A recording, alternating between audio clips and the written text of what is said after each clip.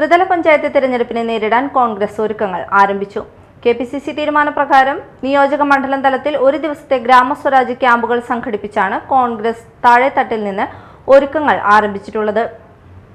ജില്ലയിലെ ആദ്യത്തെ ക്യാമ്പ് എറിയാട് നടന്നു.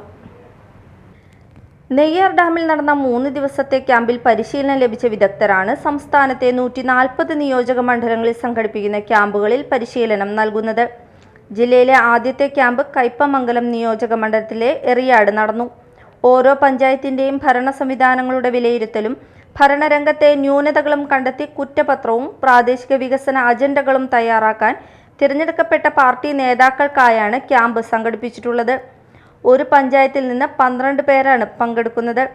ക്യാമ്പിൽ ക്ലാസ് എടുക്കുന്നത് സംസ്ഥാന തലത്തിൽ പരിശീലനം ലഭിച്ചവരാണ്. സംസ്ഥാന ഡയറക്ടർ UV ബാബുരാജ് ക്യാമ്പ് ഉദ്ഘാടനം ചെയ്തു. ക്യാമ്പ് ഡയറക്ടർ TM കുഞ്ഞുമൊയ്തീൻ, പരിശീലകരായ നൌഷാദ്, DCC സെക്രട്ടറിമാരായ NR സതീശൻ, ശിവരാമകൃഷ്ണൻ എന്നിവർ ക്ലാസ് എടുത്തു. DCC സെക്രട്ടറിമാർ CS Raveendran, TM Nasar, CC Baburaj, Mujeeb Rahman PS, Sunil Menon, PB Moidu, Sajay വയനപ്പിള്ളി, Sheela Vishwambharan, Sheeba Murali, Saleem Kaipamangalam, Asif Muhammad P, Muhammad Sageer PA, മണ്ഡലം പ്രസിഡന്റുമാർ, മണ്ഡലം ചാർജ് നേതാക്കൾ എന്നിവർ നേതൃത്വം നൽകി. Media time, Kodungallur.